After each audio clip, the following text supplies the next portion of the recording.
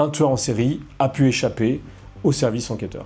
Je m'appelle Thibaut Solano, je suis journaliste spécialisé sur la matière criminelle et mon dernier livre vient de sortir, Sommes-nous passés à côté de tueurs en série? J'ai tenté pour le livre de recenser le nombre de tueurs en série qui ont déjà sévi en France depuis les années 70 et j'en ai compté 57. Mais je sais que ce chiffre est très probablement inférieur à la réalité parce qu'il y a effectivement dans la liste des 4000 cold cases des crimes qui se ressemblent beaucoup, par le mode opératoire du tueur, par le profil des victimes, par le secteur géographique. Et je pense que dans un certain nombre de ces cas-là, un tueur en série a pu échapper au service enquêteur.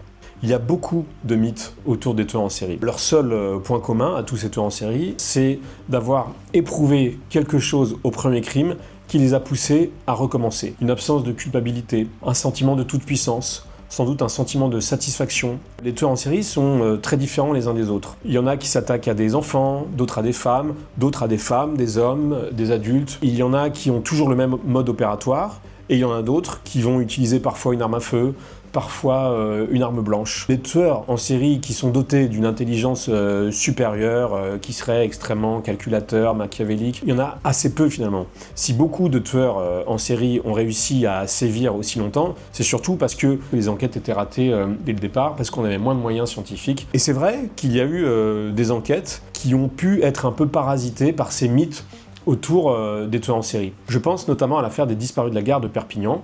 Plusieurs jeunes femmes retrouvées mortes, atrocement mutilées à la fin des années 90. On a pensé là aussi à un tueur en série extrêmement dissimulateur qui serait peut-être médecin. On a cherché des profils de séducteurs. En réalité, on a fini par trouver le coupable 17 ans après, un certain Jacques Rançon, qui n'avait vraiment, mais vraiment aucune intelligence supérieure à la moyenne, c'était même quasiment l'inverse, qui n'avait aucun talent de séduction, et ça a fait perdre pas mal de temps à l'enquête. François Vérove, qu'on a surnommé le grêlé, lui, il avait vraiment une vie bien installée. Il était d'abord gendarme, puis policier. Il a violé, tué à plusieurs reprises, avec des profils de victimes très différents. Lui est particulièrement troublant. Semble-t-il, il a arrêté de tuer.